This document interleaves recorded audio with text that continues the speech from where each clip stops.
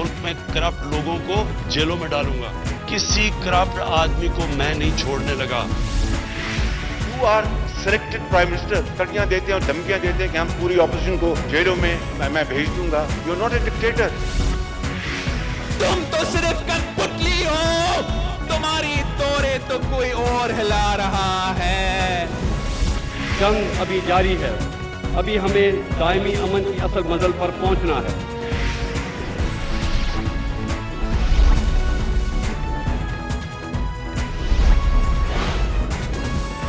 आप देख रहे हैं खबरों, तबसरों और तज्जियात पर मबनी पाकिस्तान का सबसे मोतबर न्यूज शो दुनिया, कामरान खान के साथ। अस्सलाम वालेकुम, मैं हूँ कामरान खान। पाकिस्तान की सियासत का इस वक्त सबसे बड़ा मौजू केपी के बल्दियाती इलेक्शन के पहले मरहले में पाकिस्तान तहरीक इंसाफ की एक बहुत बड़ी शिकस्त है। यही सबसे अहम मौजू है। बज़ाहिर लगता यह है कि PTI वज़ीर आज़म इमरान खान टटोलने की कोशिश कर रहे हैं कि हुआ क्या है और क्या कौन कौन इसका ज़िम्मेदार है। आज उनकी मुलाकात हुई वज़ीर आला महमूद खान से। इत्तलात के मुताबिक वज़ीर आला महमूद खान ने अपने अलावा कई दूसरी शख्सियतों को इस इबरतनाक शिकस्त का ज़िम्मेदार ठहरा दिया है और बाकायदा साबित किया है कि दरअसल PTI की नाकामी के ज़िम्मेदार KP के गवर्नर शाह फरमान, स्पीकर कौमी असम्बली असद कैसर, शहराम तरक्की, तैमूर झगड़ा और कामरान बंगश समेत 4 सूबाई वज़रा, 11 अरकान असम्बली इसके ज़िम्मेदार हैं। गोया कि पाकिस्तान तहरीक इंसाफ कई धड़ों में तकसीम थी। ये कई धड़े आपस में एक दूसरे से टकरा गए और पाकिस्तान तहरीक इंसाफ के सियासी मुस्तक़बिल को कम अज़ कम वक्ती तौर पर पाश पाश कर दिया। यही वजह है कि पेशावर, मर्दान, स्वाबी, बन्नू, DI खान और दीगर अजला में PTI को बदतरीन शिकस्त हुई है और आज इसी शिकस्त पर वज़ीर आज़म से वज़ीर आला की बात हुई है। आज वज़ीर आज़म इमरान खान को खैबर पख्तूनख्वा के वज़ीर आला जनाब महमूद खान से जिस मुलाकात की है, वहाँ पर पेशावर समेत सूबे के 4 अहम शहरों में PTI के मेयर मुंतखब न होने के उन्होंने अपने तय असबाब बताए हैं और ये फ़ैसला किया है कि आइंदा मरहले पे जब इंतखाबात होंगे उनको कैसे कामयाब बनाया जा सकता है। KP के इलेक्शन यकीनन एक बहुत बड़ा धचका है PTI के लिए पूरे पाकिस्तान में। खैबर पख्तूनख्वा बल्दियाती इलेक्शन में PTI की शिकस्त के अवामिल से मुतालिक इंक्वायरी में हर जिले की सतह पर जिम्मेदारों का तयन किया गया है और इंकशाफ किया गया है कि PTI की शिकस्त की बुनियादी वजह महंगाई के अलावा टिकटों की तकसीम में गवर्नर शाह फरमान, स्पीकर कौमी असम्बली असद कैसर समेत 4 सूबाई वज़रा और 11 अरकान असम्बली की बाहमी चपकलिश भी है। बताया गया है कि बाज़ अरकान कौमी असम्बली और सूबाई असम्बली की जानिब से तहरीक इंसाफ के नामजद उम्मीदवारों को सपोर्ट नहीं किया गया।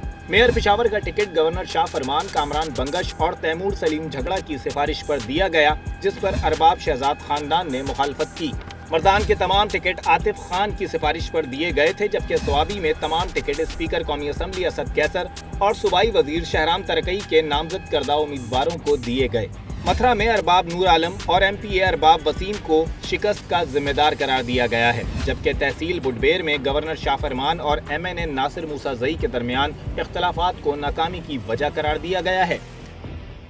ये भी इत्तलात है कि PTI ने मुखालिफ उम्मीदवारों को सपोर्ट करने पर अरकान कौमी और सूबाई असम्बली के खिलाफ चार्जशीट भी तैयार की है। मुतल्लिका MNAs और MPAs को पहले शो कॉज नोटिस दिए जाएंगे और मेम्बरान के खिलाफ तादीबी कार्रवाई की जाएगी। मगर ये सब कुछ उस वक्त हो रहा है जब नतीजा आ चुका है, PTI को शिकस्त हो चुकी है। सवाल ये है कि इन मामलात पर उस वक्त गौर क्यों नहीं हुआ जब इलेक्शन की तैयारियां की जा रही थीं और अब उन वजूहात को टटोलने की कोशिश की जा रही है जब एक शिकस्त हो चुकी है और बहुत बड़ी शिकस्त हो चुकी है। वज़ीर आज़म इमरान खान ने कल अपने ट्विटर पैगाम में कहा था कि KP के बल्दियाती इंतखाबात में शिकस्त की वजह गलत उम्मीदवारों का इंतखाब करार था और ये भी उनका कहना था कि तहरीक इंसाफ ने पहले मरहले में गलतियाँ की और खमियाजा भुगता। वज़ीर आज़म का कहना था कि KP के दूसरे मरहले समेत मुल्क भर में बल्दियाती इलेक्शन और इंतखाबी हिकमत अमली की वो खुद निगरानी करेंगे, इससे पहले क्यों नहीं की। और फिर इतनी बड़ी जब सियासी शिकस्त हुई तो उनका कंट्रोल, उनका निज़ाम और उनकी पार्टी का निज़ाम KP में किस तरह से चल रहा था उन्हें क्यों नहीं पता था। इस मौजू में बात करने के लिए पेशावर जाते हैं, जहाँ पर मौजूद है आबिद हमीद जो हमारे पेशावर में ब्यूरो चीफ है। बहुत बहुत शुक्रिया आबिद हमीद साहब। ये बताइए कि ये फ़िलहाल तो वज़ीर आला महमूद खान प्राइम मिनिस्टर से मिले हैं और उन्होंने इत्तलात के मुताबिक ये सारी बात की है, लेकिन बहरहाल वज़ीर आला ख़ुद भी तो बरी ज़िम्मा नहीं है अगर इतनी बड़ी शिकस्त होती है KP में PTI को। बज़ाहिर तो ऐसा लगता है कि सारा मलबा जो है یہ دوسرے لوگوں پہ ڈال دیا گیا ہے اور محمود خان کو بالکل بری ذمہ قرار دیا گیا ہے؟ بالکل کرمل صاحب، آپ نے جو تجزیہ کیا بڑا مختصر لیکن انتہائی جامع ہے۔ وزیر اعلیٰ صاحب کو کسی صورت بری ذمہ نہیں قرار دیا جا سکتا۔ وہ چیف ایگزیکٹو ہیں اس صوبے کے اور ان کے پاس اختیارات بھی ہیں اور ان کو اختیارات سونپے گئے تھے، اور مختلف مراحل پر سینٹ کے الیکشن ہوں یا اس کے علاوہ فاٹا کے جو ایکس فاٹا جو سابق فاٹا تھا اس کے الیکشن تھے، اس میں بھی ان کو کہا گیا تھا، ان کو اختیارات دیے گئے تھے، ان کو کہا گیا تھا کہ آپ تمام معاملات کو دیکھیں۔ لیکن وہی بات جو بھی آپ نے کچھ دیر پہلے کہی، میں وہی دہراؤں گا کہ آپس کے اختلافات، باہمی اختلافات جو ہیں وہ وہ پی ٹی آئی کو جو ہے وہ نقصان پہنچا رہی ہیں۔ گورنر شاہ فرمان جو ہیں وہ اختیارات کا منبع ہیں، وہ اپنے اختیارات چھوڑنے کو تیار نہیں، جو ان کے ہیں بھی نہیں۔ اس طرح جو ہے تیمور سلیم چکڑا جو ہیں ان کا ایک الگ اسٹانس ہے مختلف پارٹی کے اندر بھی اور پارٹی سے باہر بھی۔ بظاہر تو وہ لگتا ہے کہ وہ پارٹی کے ساتھ ہی ہیں یا وزیر اعظم محمود خان کے ساتھ ہی ہیں، لیکن جو کچھ سرد جنگ ان کے مابین بڑے عرصے سے چلی آ رہی ہے۔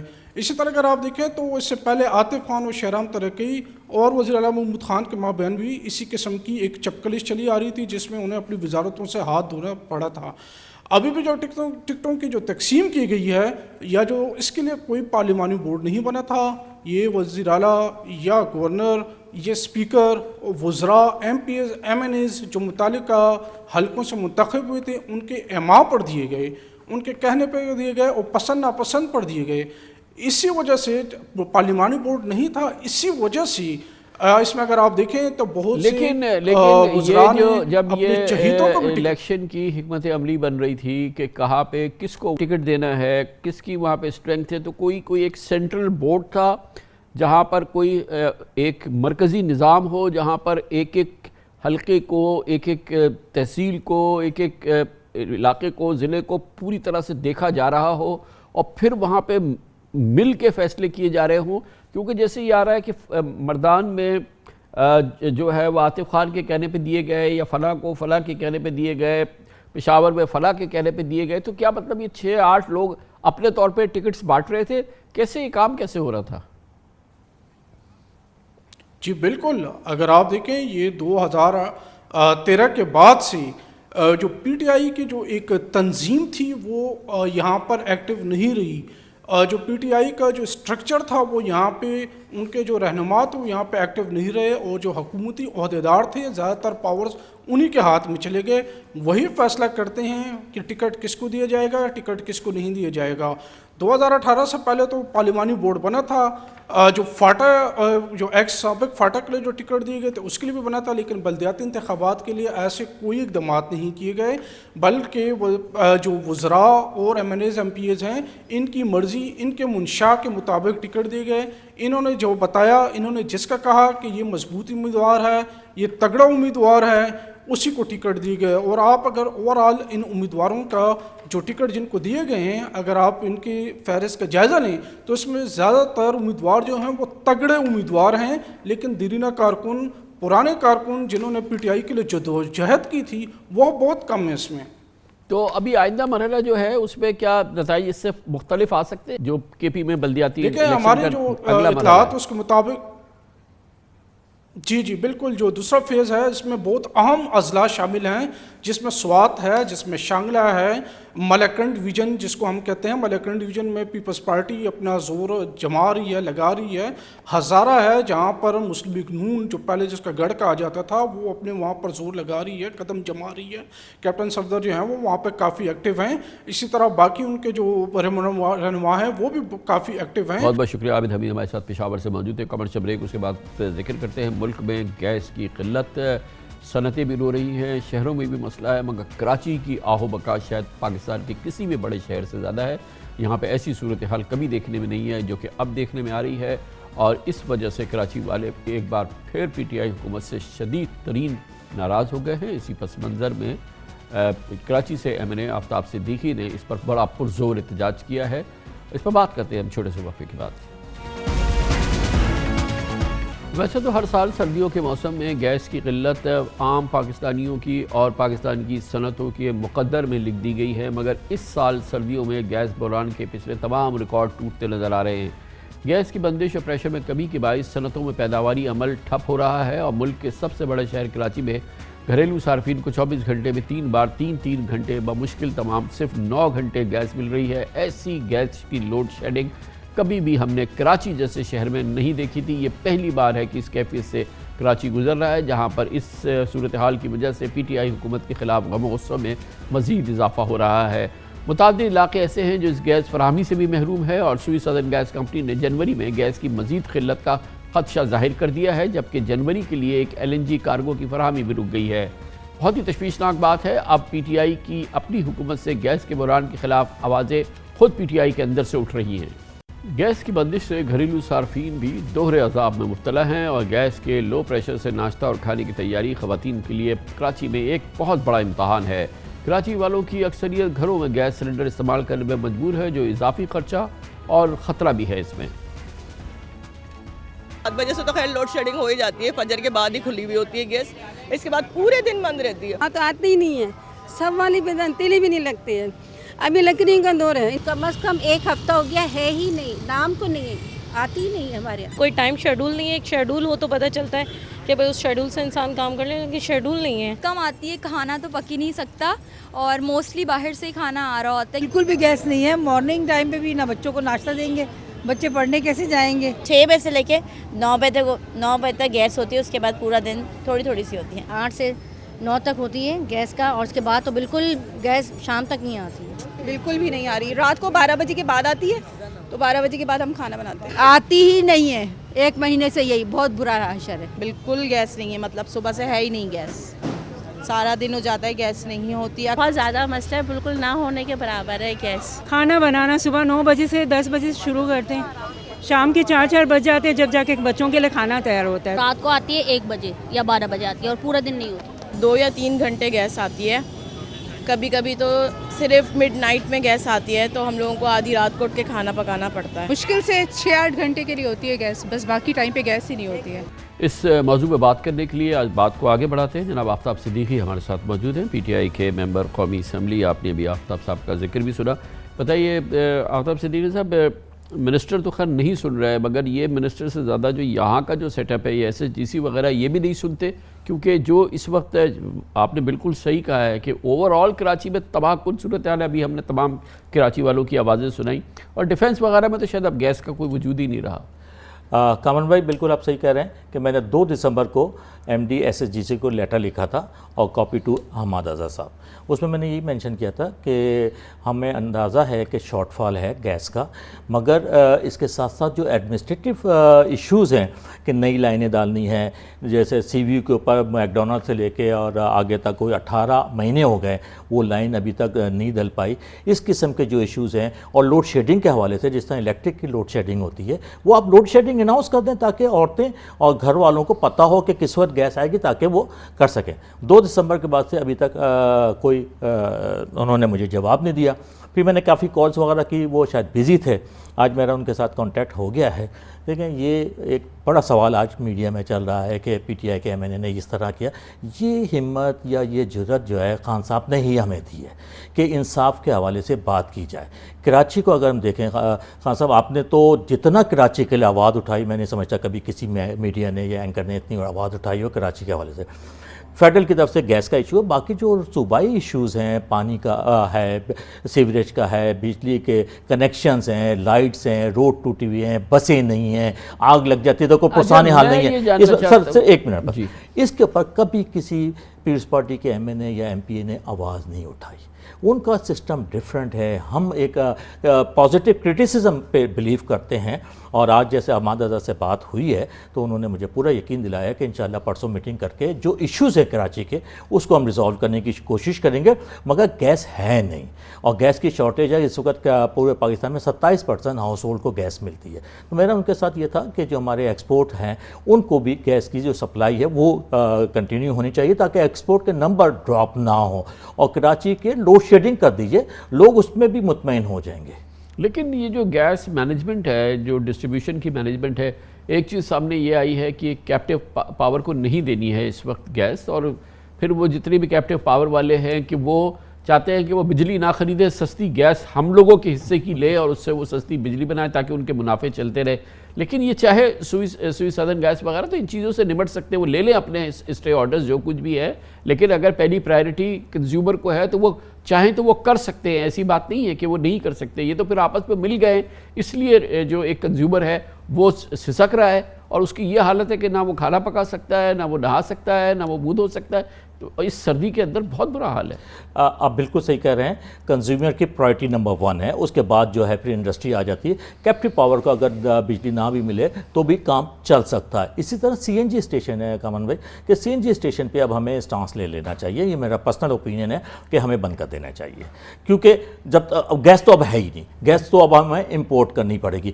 اور جہاں تک تعلق ہے یہ ایم ڈی کا تعلق ہے کہ مینجمنٹ, تو وہ تو ظاہر ہے حماد اظہر نے تو نہیں کرنی ہے, وہ اب مینجمنٹ جو ہے نا لوکل یہاں کی جو ایم ڈی جن کو بنایا گیا وہ کانٹیکٹ میں نہیں آتے, وہ رسپانس نہیں دیتے. آج ان کی کالز آئی ہیں جب سارا میڈیا نے یہ ہائی لائٹ کیا, ہائپ کریٹ ہوئی, تو ان کی اب کال آئی. پرسوں میری ان کے ساتھ میٹنگ ہے. میرا ایمفیسس صرف اس پہ کہ آپ مینجمنٹ کیجئے, آپ کو جو اویلیبل ریسورسز ہیں اس کی مینجمنٹ تو کیجئے تاکہ لوگوں کو کچھ تو دھارس ملے, کچھ تو کراچی والوں کو. کراچی تو ویسی تباہ برباد ہو چکا ہے, سب مونجوڈارو بن چکا ہے. آپ دیکھیں کوآپریٹو مارکیٹ میں آگ لگی, کوئی سین گورنمنٹ کہیں سامنے نہیں آئی. کمان بھائی میں اپنے اون ریسورسز سے اور انسٹرکشن کے اوپر عمران خان صاحب کے اور گورنر خرم کے ساتھ مل کے پرسنلی 6 کروڑ روپے کی ہم ریکنسٹرکشن کر کے کوآپریٹو مارکیٹ کی دکانوں کو, جو 500 دکانیں جل گئی تھی, ان کو دے رہے ہیں سر. اس کے اوپر کوئی ہمیں سندھ گورنمنٹ سے کوئی سپورٹ نہیں. وہ بیچارے بیٹھے ہوئے تھے, پروٹیسٹ کر رہے تھے. 50,000 لوگ افیکٹڈ ہیں سر اس سے. تو انشاءاللہ اگلے مہینے ہم ہینڈ اوور کریں گے آپ کو بھی. ہم لیکن یہ کراچی کا جو صورتحال ہے آفتاب بھائی, یہ کیا مطلب آپ کی جماعت کو ووٹ دیا تھا, آئندہ تو خیر ظاہر ہے کہ کوئی لوگ کان پکڑ رہے ہیں جو صورتحال ہے. تو یہ اور یہ وفاقی معاملات ہیں, یہ گیس وغیرہ کے معاملات جو ہیں یہ سارے وفاقی معاملات ہیں اور کچھ بھی ایسا نہیں ہے. یہ تو صورتحال بگڑتی چلی جا رہی ہے. ایسے اتنی گیس شارٹیجز آپ نے کبھی نہیں دیکھی ہوگی جو کراچی میں اب نظر آ رہی ہے. جی دیکھیں, جس طرح ہماری ایکسپورٹ بڑھ رہی ہے, انڈسٹری زیادہ لگ رہی ہے, ان کو پرائرٹی ہوتی ہے. تو جو آپ نے بات کی کیپٹیو پاور کی, تو اس کو اوپر روک کے کنزیومر کو دینی چاہیے. مگر لوڈ شیڈنگ تو ہر سال ہوتی ہے ونٹر میں, اور جبکہ کراچی کا موسم ایسا ہوتا ہے کہ یہاں ہیٹر چلانے کی ہمیں ضرورت نہیں پڑتی. ہمیں تو ایٹ لیسٹ وہ مینیج کرنا ہے جو ہر سال ہمیں دیا جاتا ہے, اس کو مینیج کرنا ہے. مینجمنٹ کا ایشو نظر آ رہا ہے مجھے زیادہ. گیس تو وہی ملے گی جو اویلیبل ہے, ریسورسز وہی ہیں. جہاں تک کراچی کے سر ووٹ کا تعلق ہے, کراچی بڑا پچھلے 14 سال سے اگر ہم دیکھیں تو 18 امینڈمنٹ کے بعد کراچی کے اوپر بڑا ظلم ڈھایا گیا ہے.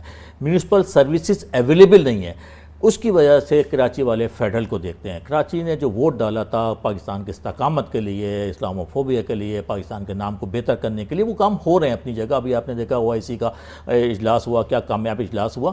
مگر کیونکہ municipal services local government provide نہیں کر رہی, اور ابھی آپ نے دیکھا کالا قانون آیا جس کے لیے تمام جماعتیں پروٹیسٹ کر رہی ہیں, اس کی وجہ سے زیادہ پرابلم کراچی والے فیس کر رہے ہیں. شکریہ جناب, آپ سے دیکھیے ہمارے ساتھ موجود تھے. کمرشل بریک کے دوران نیوز ہیڈ لائنز دیکھیں, اس کے بعد ہم اپنے پروگرام کے باقی کے ساتھ واپس آتے ہیں انشاءاللہ. ہر پاکستانی گواہ ہے پی ٹی آئی حکومت کو اقتدار کے چوتھے سال میں شدید معاشی مسائل, انتخابی غیر مقبولیت اور تقریباً سیاسی تنہائی کا سامنا ہے.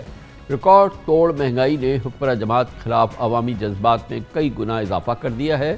اگرچہ الیکشن 2023 کم از کم 20 ماہ کی دوری پر ہے, لیکن عمران خان حکومت کی موجودہ گورننس اور عوامی مخالفت غیر یقینی اشارے دے رہی ہے, اور مستقبل کا سیاسی جو منظرنامہ ہے وہ کئی سوالات کو جنم دے رہا ہے. اور یہ ایک عام سوال ہے کہ کیا یہ حکومت اپنی مدت پوری کرے گی. لیکن آئندہ الیکشن 2023 میں ہوں گے یا اب اگلے سال 2022 میں ہی ہوں گے, اس سوال کا جواب فی الحال حتمی موجود نہیں ہے, لیکن سوال کی شدت میں اضافہ ہوتا جا رہا ہے. بلا شبہ اس وقت ایک بہت اہم رول پلے کرنا ہے, بہت اہم اس وقت قوت ہے پاکستان مسلم لیگ نون, اور کہا جا سکتا ہے کہ اس وقت گیند مسلم لیگ نون کے کورٹ میں ہے, جو وفاق پنجاب میں اپوزیشن کی سب سے بڑی جماعت ہے. اس وقت قومی اسمبلی اور پنجاب میں پی ٹی آئی حکومت کو صرف 11 اراکین کی برتری حاصل ہے. سینٹ میں تو اپوزیشن جماعتوں پر کی سینٹ کے اندر حکومت سے زیادہ نمبرز ہیں, گویا کہ سینٹ میں اپوزیشن کی اکثریت ہے. ایسے میں پاکستان کے سیاسی کلچر میں اپوزیشن کے لیے قومی اسمبلی، سینٹ یا پنجاب اسمبلی میں تختہ الٹنا کوئی مشکل بات نہیں ہے، لیکن پی ٹی آئی حکومت اپنے 5 سالہ جمہوری مدت پوری کرے گی یا نہیں؟ کیا اپوزیشن حکومت کے خلاف تحریک عدم اعتماد لا سکتی ہے یا نہیں لائے گی؟ پی ٹی آئی حکومت تبدیل ہوگی یا ان ہاؤس تبدیلی آ جائے گی؟ دراصل اب قبل از وقت الیکشن کی قیاس آرائیوں میں پہلے سے زیادہ وزن آ رہا ہے۔ بہرحال بظاہر اس حوالے سے تمام بنیادی فیصلے مسلم لیگ نون نے کرنے ہیں، اور مسلم لیگ نون میں بھی یہ تمام فیصلے جناب نواز شریف نے کرنے ہیں۔ یقیناً بہرحال اس کے سیاسی محرکات بھی ہیں اور سیاسی اس کے اثرات بھی ہوں گے۔ اگر عمران خان حکومت پوری مدت نہیں کرتی، 3.5 سال میں، 4.25 سال میں ان کی حکومت ختم ہو جاتی ہے، تو بہرحال اگلا 1.25 سال کیسے گزارا جائے گا، یہ بھی بہت بڑا سوال ہے۔ لیکن بہرحال دیکھنا یہ ہے کہ اس سلسلے میں حزب اختلاف اپنے پتے کیسے کھیلتی ہے اور آئندہ کی جو موومنٹ ہے، سیاسی موومنٹس ہیں، وہ ہمیں کیسے نظر آتی ہے۔ بہت اہم سوال ہے، پوری قوم کی دلچسپی، اور اس کا جواب ہم حاصل کرنے کی کوشش کریں گے۔ خاص طور پر اس کے لیے ہم نے دعوت دی ہے محترم شاہد خاقان عباسی ہمارے ساتھ موجود ہیں، سابق وزیر اعظم پاکستان مسلم لیگ نون کے سینئر وائس پریزیڈنٹ بھی ہے۔ بہت بہت شکریہ بھائی صاحب۔ یہ فرمائیے گا کہ آپ کی کیا خواہش ہے، پاکستان مسلم لیگ نون کی کیا خواہش ہے کہ اس پوری صورتحال میں، یہ تو بار بار مسلم لیگ نون کہتی ہے کہ یہ حکومت جائے اور فوری طور پہ الیکشن ہو، لیکن بہرحال یہ تو اسی وقت ہوگا جب پارلیمنٹ سے اکثریت ختم ہو جائے پی ٹی آئی کی، تو کیا اس طرف کوئی موومنٹ ہے؟ جی شکریہ کامران بھائی۔ دیکھیں بنیادی بات یہ ہے کہ آج ایک حکومت ہے جو ناکام ہو چکی ہے۔ پارلیمان میں عددی برتری کی بنیاد پہ حکومت چلتی ہے۔ اس وقت جو حالات ہیں اس کے اندر آپ نے دیکھا کہ جوائنٹ سٹنگ کے اندر حکومت کے پاس پوری کوشش کے باوجود 190 سے زیادہ لوگ نہیں تھے، لیکن جب مداخلت ہوئی، ٹیلی فونیں گئیں، لوگوں پر دباؤ ڈالا گیا، تو 216 کے قریب اراکین وہاں پر آ گئے۔ اب گزارش یہ ہے کہ ہم کسی بھی غیر آئینی نظام کا حصہ نہیں بننا چاہتے، کسی غیر آئینی قدم کا حصہ نہیں بننا چاہتے، تو ایک ہی راستہ رہ جاتا ہے کہ عدم اعتماد کیا جائے۔ لیکن عدم اعتماد اسی صورت میں ممکن ہوتا ہے جب نظام میں غیر آئینی مداخلت ختم ہو، اس کے آثار جب نظر آئے تو یقیناً ایک دن کا کام ہے، عدم اعتماد ملک میں ہو جائے گا۔ لیکن جو عدم اعتماد کا طریقہ آئین میں ہے وہ صرف اس وقت ہوتا ہے جب ملک میں جمہوری قدروں کا کوئی احساس ہو، جو پارلیمانی قدریں ہیں، روایات ہیں، ان کا کوئی احساس ہو۔ تو یہ بڑا ایک نازک معاملہ ہوتا ہے، لیکن آج ضرورت اس بات کی ہے کہ ملک کے عوام کو ایک دفعہ پھر رائے کے اظہار کا موقع دیا جائے اور ان کی رائے کا احترام کیا جائے۔ لیکن کوئی حل نہیں ہے ملک کی مشکلات۔ کوشش تو آپ نے ہی کرنی ہے نا۔ اگر آپ سمجھتے ہیں کہ یہ حکومت اپنا اعتماد کھو بیٹھی ہے پارلیمنٹ پہ، تو اس کے لیے انیشیٹو تو آپ نے ہی لینا ہے اور حکومت کو کال کرنا ہے کہ آئیں آپ اپنی اکثریت ثابت کریں۔ تو بہرحال یہ اس کے لیے عملی قدم تو آپ ہی نے اٹھانا ہوگا۔ نہیں دیکھیں، عدم اعتماد میں حکومت کو اکثریت ثابت نہیں کرنی ہوتی۔ عدم اعتماد نے اپوزیشن کو 172 افراد جو ہیں وہ قومی اسمبلی میں لانے ہوتے ہیں اس مقررہ دن اور وقت پر۔ تو یہاں پر تو جہاں جمہوری قدر ہی نہیں ہے، جہاں پر کسی سیاست میں یا دشمنی کی شکل اختیار کر چکی ہے، تو کچھ لوگوں کو نیب چیئرمین اٹھا کے لے جائے گا، کچھ کو پولیس لے جائے گی، کسی کو ایف آئی اے لے جائے گی، تو لوگ آپ کہاں سے 172 لوگ وہاں پر لے کر جائیں گے؟ میں اسی لیے کہہ رہا ہوں کہ یہ عدم اعتماد اسی صورت ممکن ہوگا جب ہمارے ملک کے نظام میں جو غیر آئینی مداخلت ہے وہ ختم ہوگی۔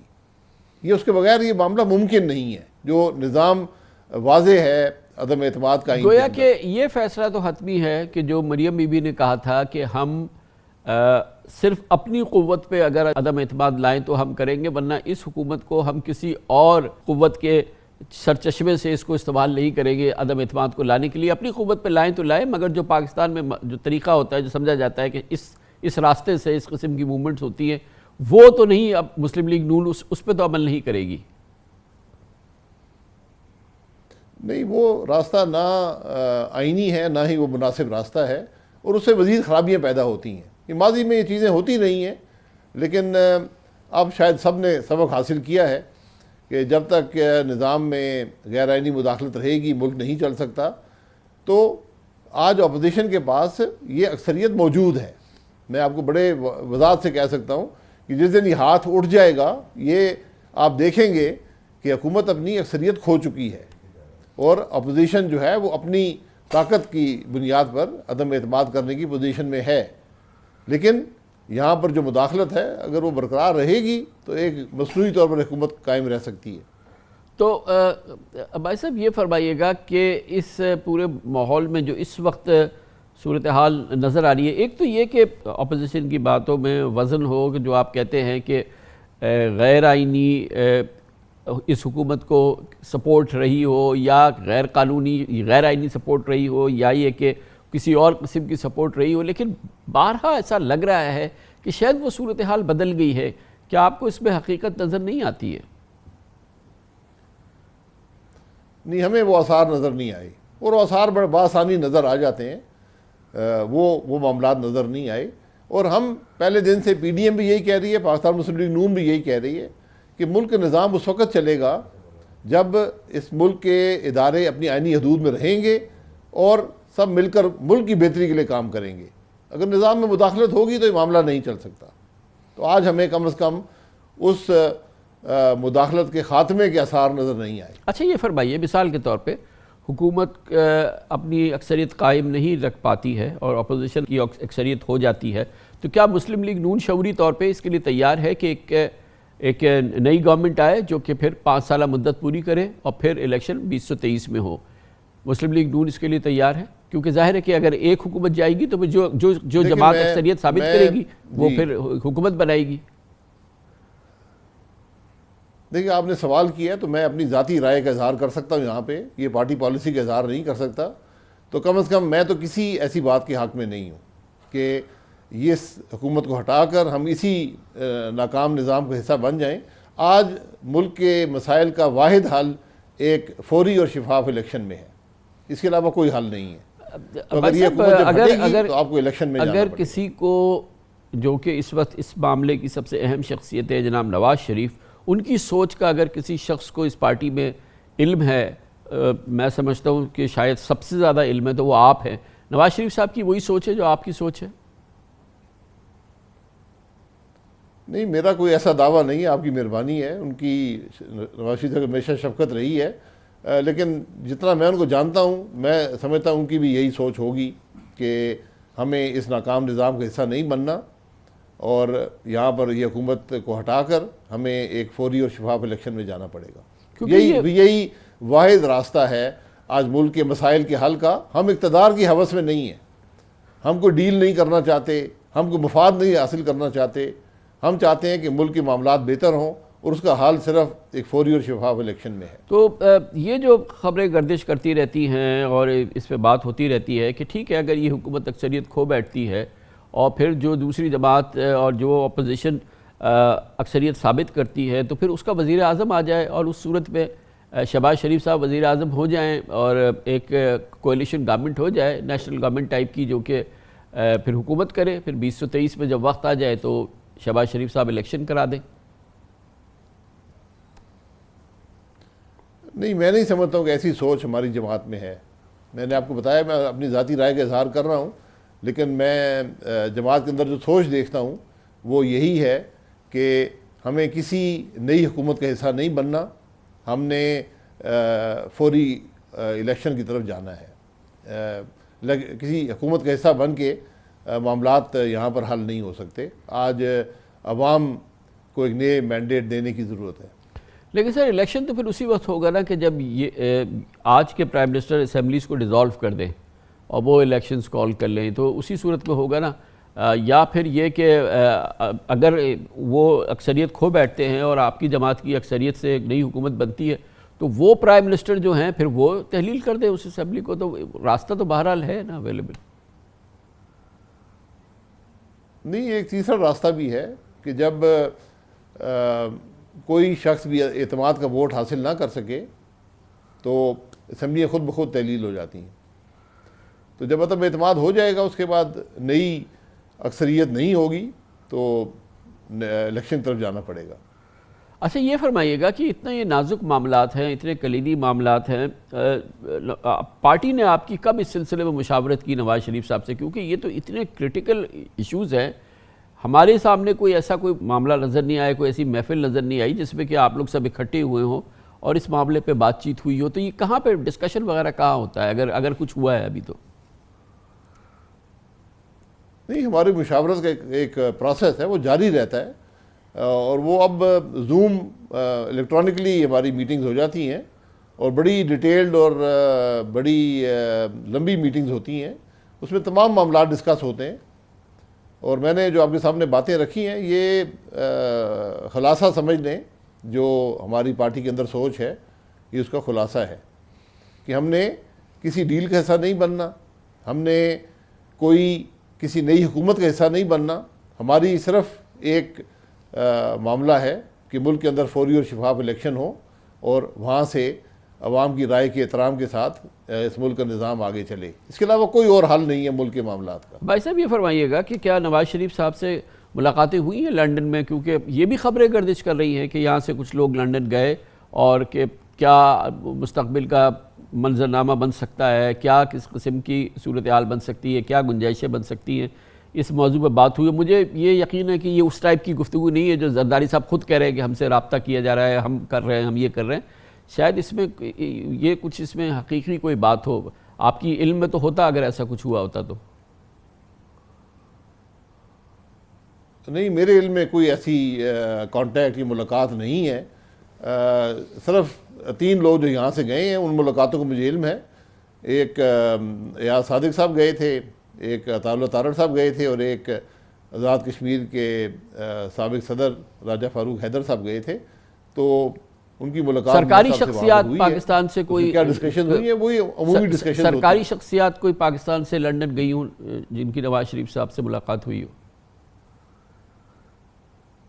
نہیں، مجھے کسی ایسی ملاقات کا علم نہیں ہے، نہ ہی میرے خیال میں کوئی ایسی ملاقات ہوئی ہے. کیا کم از کم جو ہم نواز شریف صاحب کی بات سنتے رہے ہیں یا جو مسلسل پچھلے 2-3 سال سے مسلسل جس بات کا وہ بار بار سے تکرار سے اظہار کر رہے ہیں، بظاہر تو اس میں امکان نظر نہیں آتا کہ وہ اندرون خانہ بند کمرہ کوئی ملاقات کریں اور اس قسم کی کوئی کسی ایسی نیگوسیشن کے اندر انٹر ہوں جس میں کوئی نیگوسیٹڈ کوئی حل نکالا جائے موجودہ صورتحال کا. بظاہر تو ایسا نہیں لگتا ہے. دیکھیں، پی ایم ایل این کا اور نواز شریف صاحب کا ایک بڑا واضح سٹانس ہے کہ آج ملک کے مسائل کا حل کیا ہے، اس کی خرابی کیا ہے، اس کا حل کیا ہے. یہ ہمارا ایک بڑا پبلک سٹانس ہے، آج کا نہیں ہے، یہ پہلے دن سے ہے کہ ملک کے جو خرابیاں ہیں اس کی بنیاد 2018 کے الیکشن کی چوری ہے، اور ملک کے مسائل کا حل آج ایک فوری اور شفاف الیکشن میں ہے. اور اس وقت کہ جب تمام ادارے اپنی آئینی حدود کے اندر رہ کر کام کریں. یہ اگر الیکشن ملک میں چوری ہوتے رہے تو ملک کے مسائل حل نہیں ہو سکتے اور نہ ہی جمہوریت آگے بڑھ سکتی ہے. آج معیشت کے جو حالات ہیں، آج ملک کی جو سیکیورٹی کے حالات ہیں، جو خارجہ ہمارے حالات ہیں، یہ بڑے تشویشناک ہیں. ان کا واحد حل ایک شفاف الیکشن میں ہے. تو اس پہلو پہ کبھی غور ہوا ہے کہ یہ حکومت ابھی تو اس کی مدت آئینی مدت تو ابھی باقی ہے، لیکن معاشی صورتحال اتنی خراب ہے، ہماری جیو اسٹریٹجک چیلنجز اتنے سنگین ہیں، ہمارے جو اندرونی مسائل ہیں خاص طور پہ معیشت کے حوالے سے وہ اتنے خراب ہیں کہ کسی بھی حکومت کے فوری بس میں نہیں ہے. اور یہ ایک بہت بڑا بوجھ ہے جو کسی بھی اگر کوئی نیا یہاں پہ سیٹ اپ آتا ہے اس کے لیے بڑی مصیبت ہوگی. تو اس قسم کی کوئی سوچ ہے کہ ابھی فی الحال تو اس معاملے سے دور ہی رہا جائے اور کبھی کہیں جا کے کوئی آگے چل کے کچھ بہتر صورتحال نظر ہو تو پھر حکومت کی بات کی جائے، کیونکہ اس وقت حکومت پہ انٹر ہونا تو یہ ایک بڑی مصیبت کو دعوت دینا بھی ہے نا؟ دیکھیں، حکومت میں انٹر ہونا عوام کے ایک نئے مینڈیٹ کے ساتھ وہی مسائل کا حل ہے. حکومت میں انٹر ہونا اسی نظام کے اندر جس میں بے پناہ خرابیاں ہیں، جو عوام کے مینڈیٹ سے نظام نہیں ہے، اس کے اندر جو آپ نے بات کی ہے وہ بالکل درست ہے.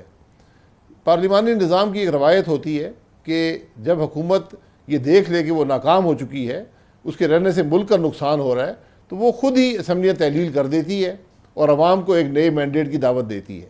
لیکن اس حکومت سے وہ توقع نہیں ہے. تو اب واحد طریقہ یہی ہے کہ ایک عدم اعتماد کے ذریعے حکومت ہٹائی جائے اور اس کے بعد شفاف الیکشن طرف جایا جائے. ہماری جماعت کا بڑا واضح موقف ہے اور وہ یہی ہے. گویا کہ تبدیلی آئے، الیکشن کے ذریعے تبدیل آئے، اور یہ حکومت جائے تو اگلے الیکشن کو کال کیا جائے، کوئی دوسری حکومت نہ آئے چاہے وہ مسلم لیگ کی ہی کیوں نہ ہو. جی بالکل، اس سے مسائل حل نہیں ہوں گے. جب نئے الیکشن میں آپ جائیں گے، جو حکومت آئے گی عوام کے مینڈیٹ سے، اس سے ایک نئی انرجی نظام میں آتی ہے، ایک نیا آپٹمزم آتا ہے، ایک ہوپ آتا ہے، اور اسی کی بنیاد پہ حکومتیں آگے چلتی ہیں. سیاست ایک بڑی نازک چیز ہوتی ہے اور یہ عوام کے اعتماد پہ چلتی ہے. تو آج حکومت عوام کا اعتماد کھو چکی ہے. نئی حکومت جو عوام کے مینڈیٹ سے آئے گی اس کو ایک اعتماد ملے گا اور وہ ان معاملات کو حل کرنے میں انشاءاللہ ضرور کامیاب ہوگی. ایک کمرشل بریک لیتے ہیں باشا صاحب، پھر بات کو آگے بڑھاتے ہیں. شاہد خاقان عباسی ہمارے ساتھ موجود ہیں. مستقبل کا سیاسی منظرنامہ جس میں مسلم لیگ نون نے ایک بڑا اہم کردار ادا کرنا ہے. مسلم لیگ نون پاکستان کے مستقبل کے حوالے سے اور پاکستان کے سب سے بڑے سیاسی مستقبل کے حوالے سے کیا سوچ ہے، باشا صاحب سے ہماری بات چیت جاری رہے گی چھوٹے سے وقفے کے بعد. آئندہ الیکشن 2022 میں ہوں گے یا الیکشن 2023 میں، اور اگر 2022 میں ہوں گے، پاکستان مسلم لیگ نون کتنی تیار ہے پاکستان کے مسائل سے نمٹنے کے لیے اور پاکستانیوں کو ایک بہتر پاکستان دینے کے لیے؟ ان تفصیلات پہ ہم بات کر رہے ہیں جناب شاہد خاقان عباسی، سابق وزیر اعظم سے. عباسی صاحب یہ بتائیے گا کہ بہرحال اس وقت ظاہر ہے کہ ایک بڑی مضبوط اور بہت ہی طاقتور حزب اختلاف کی جماعت مسلم لیگ نون ہے، مگر بہرحال اس کی اپنی پریزنس جو ہے نا وہ ایک صوبے تک محدود ہے. اس کی پہچان جو ہے وہ پنجاب ہے. آج بھی اگر اس کی مقبولیت قائم ہے یا بلکہ بہتر ہوئی ہے تو وہ بھی پنجاب کے اندر ہوئی ہے. کیوں آپ اپنے آپ کو صرف پنجاب کی پارٹی رکھنا چاہتے ہیں؟ کیوں آپ اپنے آپ کو صرف پنجاب سے منسلک کرنا چاہتے ہیں؟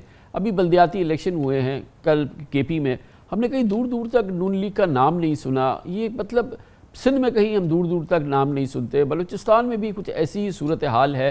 آخر کیسے آپ قومی جماعت ہوں گے؟ آپ تو ایک صرف پنجاب کی ہی جماعت شاید ہیں بھی اور رہنا بھی چاہتے ہیں. دیکھیں، مسلم لیگ نون 3 دفعہ اقتدار میں رہ چکی ہے اور الحمدللہ آج پاکستان کے ہر صوبے کے عوام اسی جماعت کی طرف دیکھ رہے ہیں. یہ اس جماعت کی سب سے بڑی کامیابی ہے. جہاں تک سیٹوں کی بات ہے، یقیناً اس دفعہ ہمارے پاس سندھ اور بلوچستان سے کوئی سیٹ نہیں ہے، خیبر پختونخوا سے کچھ سیٹیں ہیں، اور مجھے پوری امید ہے کہ ان سیٹوں میں اضافہ ہوگا. اور انشاءاللہ ہم پوری کوشش کریں گے کہ سندھ سے بھی اضافی سیٹیں مل سکیں، بلوچستان میں بھی مل سکیں، خیبر پختونخوا میں بھی مل سکیں. لیکن یہ وفاقی حکومت ہے اور پاکستان مسلم لیگ نون نے اپنے عمل سے ثابت کیا ہے کہ یہ ہمیشہ وفاق کی بات کرتی ہے، یہ کسی ایک صوبے کی بات نہیں کرتی. تو اس لیے وہ اعتماد اس جماعت میں آج موجود ہے. اور اگر ہمارے ہمیشہ اتحادی تمام صوبوں سے رہے ہیں جب بھی ہم اقتدار میں رہے ہیں، اور انہوں نے یہ محسوس کیا ہے کہ یہاں پر کوئی غیر آئینی بات نہیں ہوتی یا کسی صوبے کو اگنور نہیں کیا جاتا. بلکہ ابھی آپ کو یاد ہوگا کہ جب NFC ایوارڈ نہیں ہو رہا تھا تو جو پنجاب میں ہماری حکومت تھی اس نے کنسیڈ کیا اور اضافی پیسے دوسرے صوبوں کو دیے، جس سے NFC ایوارڈ مکمل ہوا تھا. تو ہمارا الحمدللہ ریکارڈ جو ہے اس معاملے میں بڑا کلیئر ہے کہ یہی جماعت آج وفاق کی علامت ہے. اچھا یہ فرمائیے گا کہ جو اس وقت معاشی مصیبتیں ہمارے سامنے ہیں، جو ہمارے پاس معاشی عذاب ہیں، ایک بات تو یہ ہوئی کہ ہمیں ووٹ دو تو ہم اس کو پھر دیکھیں گے، لیکن ایک ہوتا ہے سالڈ کوئی فاؤنڈیشن ہو، اس کی کوئی آپ کے پاس سالڈ روڈ میپ ہو کہ جس سے کہ آپ عوام کو یہ بتائیں کہ ہم یہ حکومت تو نہیں کر سکی مگر یہ چیزیں ہم کریں گے، یہ اس مسئلے کا حل ہے، اس طریقے سے ہم اس کو حل کریں گے. مثال کے طور پہ جیسے کہ آپ فرما رہے ہیں کہ یہ حکومت اپنی اکثریت کھو بیٹھی ہے اور واقعی ایسا ایک ہو جائے تو پھر تو الیکشن ہو جائیں گے 3 مہینے کے اندر، اور 3 مہینے بعد بالفرض آپ کی حکومت آ جاتی ہے، تو وہ کیا گیدڑ سنگی ہے جس سے ان مسائل کا حل نکل آئے گا؟ دیکھیں، گیدڑ سنگی کوئی نہیں ہوتی، محنت کی بات ہوتی ہے، مسائل کو سمجھنے کی بات ہوتی ہے اور وہ پالیسیز دینے کی بات ہوتی ہے جس سے مسائل حل ہوں. مسلم لیگ نون کا ریکارڈ ہے، ہمیں آج ہم جو مرضی وعدے کریں، باتیں کریں، میں سمجھتا ہوں ان کی وہ حقیقت نہیں ہے جو ہمارے ریکارڈ کی حقیقت ہے. جب ہم نے 2013 میں حکومت لی تھی اسی قسم کے حالات تھے، ملک کی معیشت میں جمود تھا، ملک کے اندر مہنگائی تھی، ملک میں بجلی نہیں تھی، گیس نہیں تھی، ملک کی خارجہ پالیسی میں بہت سی مشکلات تھیں، ملک کے اندر امن و امان کا مسئلہ تھا، ہمارے سیکیورٹی کے بڑے سیریس معاملات تھے، ہر روز دھماکے ہوتے تھے، ان سب چیلنجز کا ہم نے مقابلہ کیا. تو یہ آج پاکستان کی واحد جماعت ہے جس میں وہ تجربہ ہے اور وہ ڈیپتھ ہے کہ وہ ان معاملات کو طے کر سکے. باقی جو آپ اسپیسیفک پالیسیز ہیں وہ اسی وقت بنائی جاتی ہیں جب حقائق آپ کے سامنے ہوں. اس حکومت کی سب سے بڑی جو ناکامی سمجھیں یا جو اس کی ایک غلطی سمجھیں یا جو بھی آپ اس کو سمجھیں، وہ یہ ہے کہ اس حکومت میں سچی بات کرنے کا فقدان ہے. وزیر اعظم سے لے کر وزیروں تک، اور جو ڈیٹا بھی عوام کے سامنے رکھا جاتا ہے اس پر بھی آپ اعتبار نہیں کر سکتے. اس لیے جب حقائق سامنے آئیں گے تو اسپیسیفک پالیسیز آپ اس وقت دیکھیں گے. اس وقت تک آپ کو مسلم لیگ نون کی جو ڈیپتھ ہے، جو اس کا تجربہ ہے، جو اس کا ریکارڈ ہے، آپ کو اس کی بنیاد پہ پاکستان کے عوام ہر آدمی سمجھتا ہے کہ یہی جماعت ہے جو لیکن ملک کو آگے لے کر بھائی جا صاحب سکتی ہے، میں یہ مسائل کو حل ایکسپیکٹ کروں گا کہ یہ اتنی بڑی جماعت ہے، اس کی بھرپور کاوش کوشش یہ ہے کہ فوری طور پہ یہ حکومت جائے، یہاں الیکشن ہو، گویا کہ اور عام صورتحال جو نظر آ رہی ہے اس میں یہ بات خارج از امکان نہیں ہے کہ آئندہ الیکشن میں پاکستان مسلم لیگ نون کو پھر اکثریت مل سکتی ہے، وہ پھر حکومت بنا سکتی ہے. تو اس حکومت کے پاس تو پھر وقت نہیں ہوگا نا. اس کے پاس تو مجھے کہیں نظر آئے کہ آپ نے کام کیا ہے کہ یہ انرجی کے مسائل جو پچھلے دور میں حل نہیں ہوئے وہ اس دور میں حل نہیں ہوئے، اب آپ آئیں گے تو یہ مسئلے حل ہوں گے. یہ ہماری جو سرکولر ڈیٹ کے عذاب ہیں یہ ختم ہوں گے، جو ہماری گیس کی جو قلت ہے یہ کم سے کم ہوگی، یہ جو ہمارے جو کرنٹ اکاؤنٹ ڈیفیسٹ کے مسئلے ہیں یہ حل ہوگا، ہمارے جو ایکسچینج ریٹ پہ پریشر آ رہا ہے یہ کسی صورت سے بہتر ہوگا.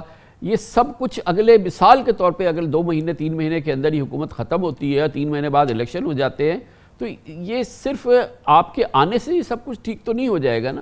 اس کا کہیں مجھے نظر تو آئے کہ کوئی بڑا زبردست تھاٹ پروسیس ہے جہاں پر بھرپور طریقے سے کام ہو رہا ہے اور پاکستان کے مسائل کا حل ڈھونڈا جا رہا ہے.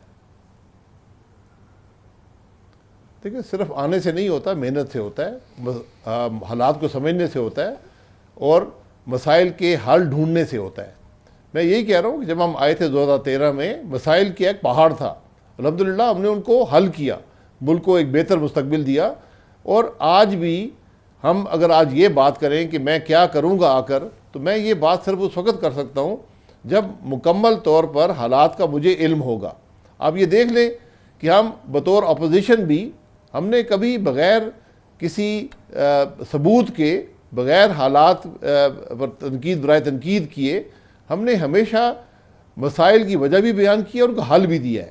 چاہے آپ وہ انرجی کے مسائل دیکھ لیں، سرکولر ڈیٹ دیکھ لیں، ملک کے اندر جو گروتھ میں کمی ہے، اور سب سے بڑھ کر آپ IMF کا پروگرام دیکھ لیں کہ ہم بھی IMF کے پروگرام میں گئے تھے، ہم نے اس کو مکمل کیا، کیونکہ نیگوشیٹ ہم نے بہتر کیا. یہ حکومت کی ناکامی ہے کہ نیگوشیٹ نہیں کر پائے، انہوں نے غلط پالیسیز بنائی، اس سے الٹا ملک کا نقصان ہو گیا. تو ہم نے IMF کا پروگرام مکمل کیا اور ہائی گروتھ اور لو انفلیشن کے ساتھ مکمل کیا. یہ بہت بڑی کامیابی ہے. تو آج بھی ہماری جماعت میں کیپیسٹی ہے کہ وہ ان معاملات کو طے کر سکتی ہے. جو ایشوز کی آپس میں کیا لنکیجز ہوتی ہیں ان کو سمجھنے کی ضرورت ہوتی ہے. میں اگر آج کوئی بات کروں بغیر کسی مستقل ڈیٹا کے، یا اس ڈیٹا جس پر میں ریلائی کر سکتا ہوں، تو یہ بات مناسب نہیں ہوگی. لیکن یہ نظر آتا ہے کہ ہر مسئلے کا حل گروتھ میں ہے. جب آپ گروتھ کی طرف جائیں گے وہیں آپ کے تمام مسائل حل ہوں گے. میں صرف آپ کو GDP کی بات کروں گا. ہم 2018 میں $318 ارب کی GDP چھوڑ کر گئے تھے، جو آج اگر اسی گروتھ سے معاملہ چلتا رہتا تو وہ 360 ارب کے قریب ہوتی، وہ آج 280 ارب کے قریب ہے. یہی پاکستان کے جو آج سارے مسائل ہیں وہ اسی بات میں پنہاں ہیں کہ جو گروتھ جو ہے وہ ہماری GDP کم ہوئی ہے، اس نے گرو نہیں کیا.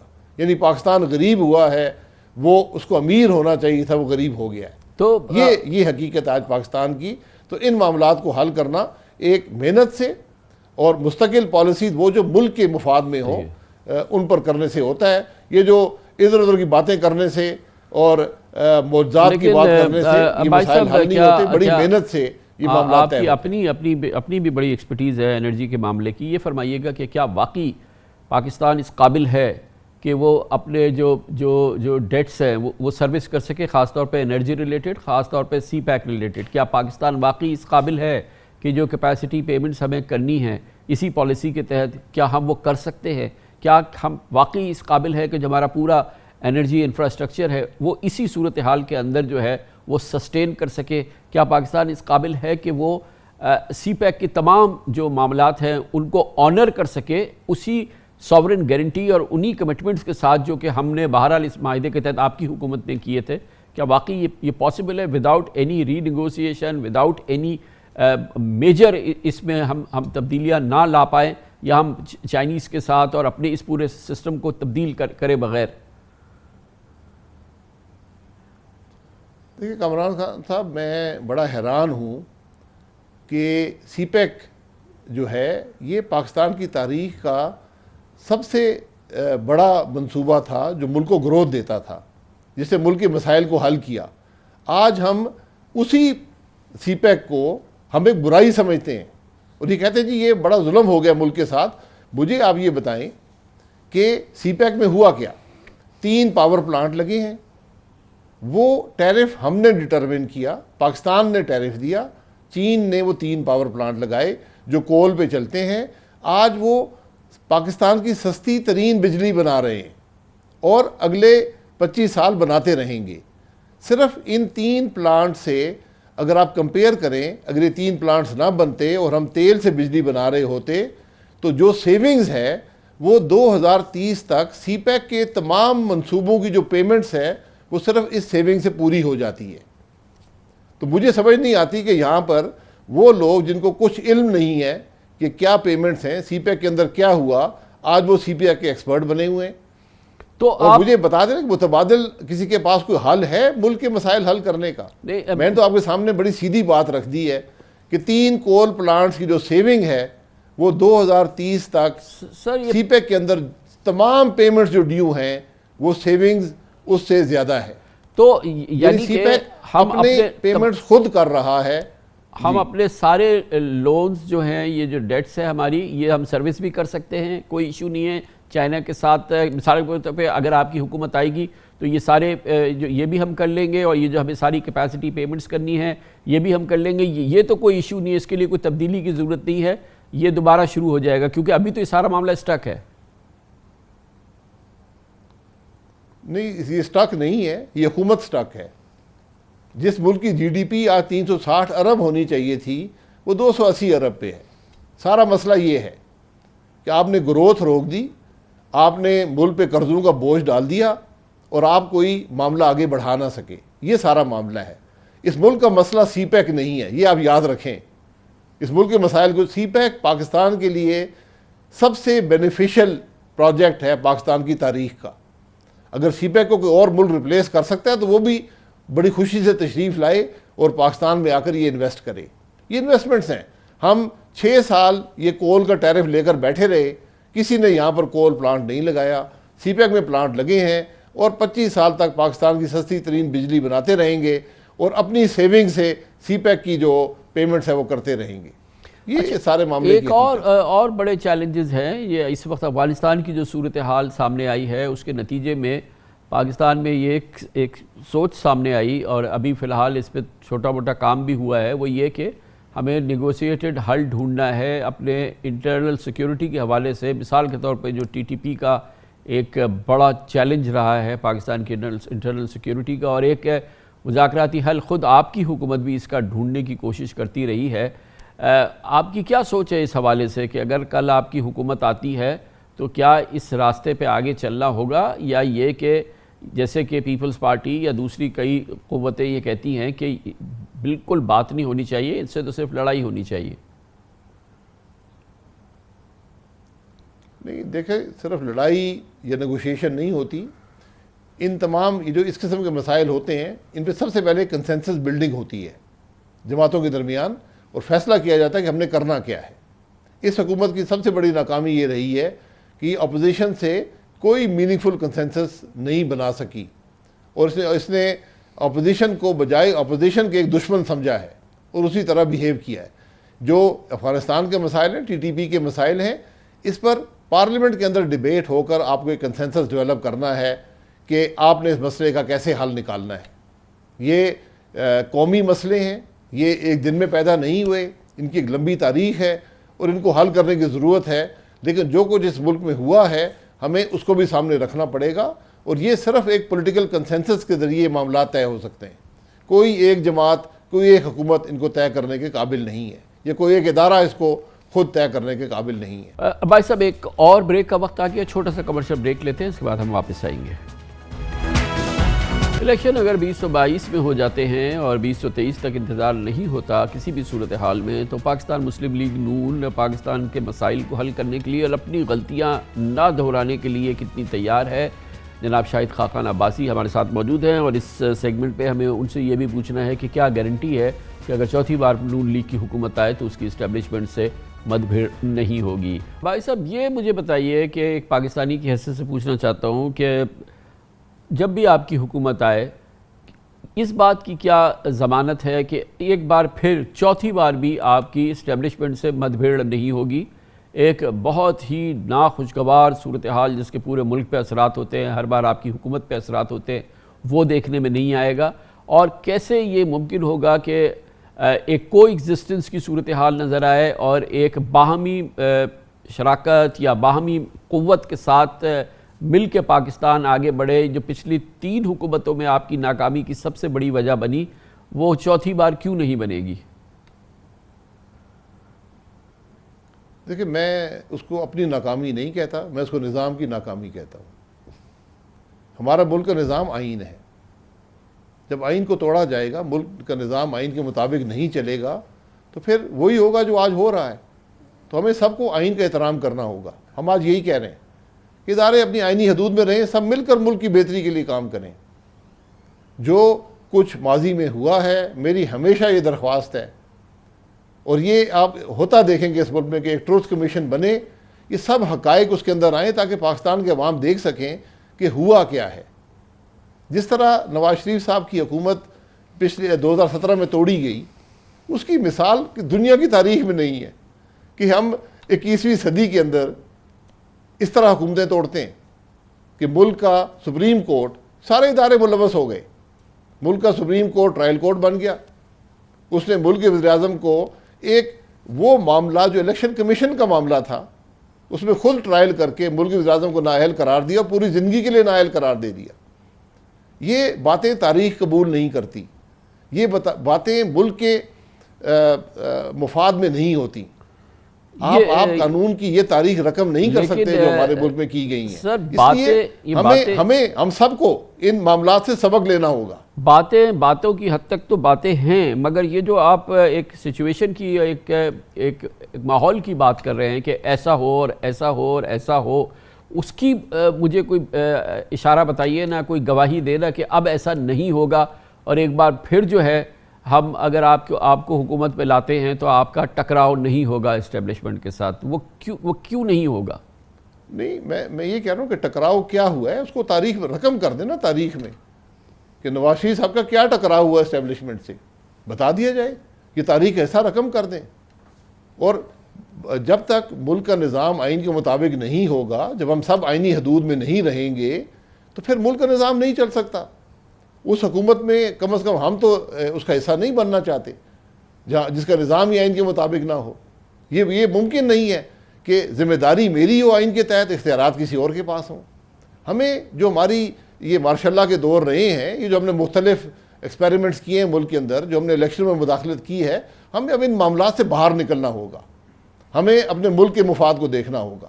کیسے یقینی بنائیں گے سر جب آپ اپنی چوتھی مدت پوری کریں گے تو اس وقت اس کو یقینی بنا لیں گے؟ تو وہ کیسے یقینی بنائیں گے, یا بغیر یقینی بنائے ہوئے پھر چوتھی حکومت میں داخل ہو جائیں گے تو یہ دوبارہ یہ چوتھی بار نہ ہو, یہ کیسے ممکن ہوگا؟ مطلب انشور کیسے کریں گے آپ؟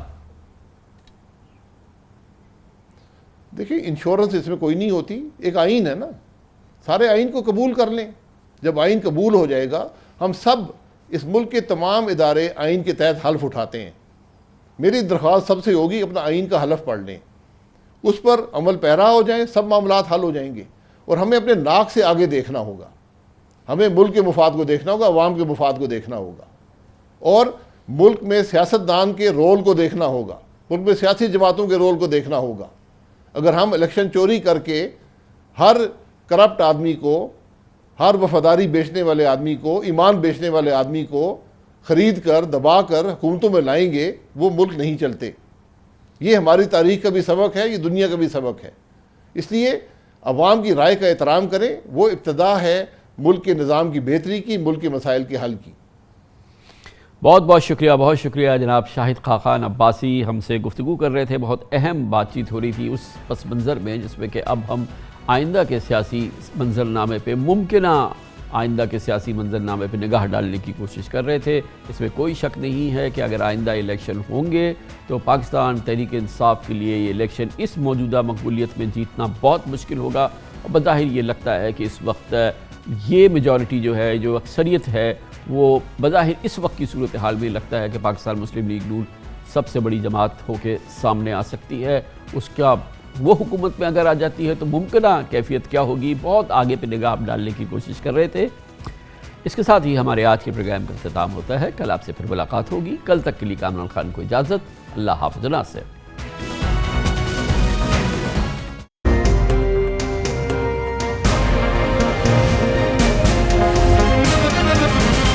دنیا خبر کی دنیا